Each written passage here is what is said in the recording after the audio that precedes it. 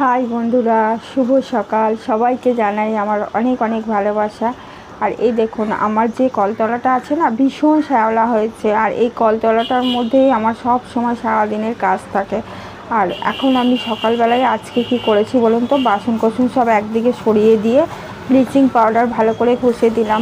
সময়ের অভাবে না এই কাজটা হয় না, কিন্তু এটা অনেক বড় কাজ। আমারই নিজের সব সময় লাগে, কখন পা ভেঙে বসে থাকবো। তারপর স্নান দান সেরে বেরিয়ে পড়লাম পার্লারের উদ্দেশ্যে।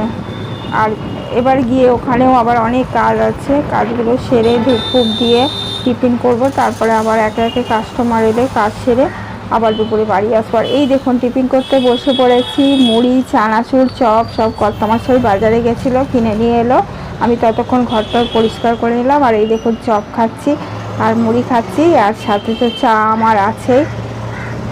আপনারা কে কে খাবেন চলে আসুন। টাটা।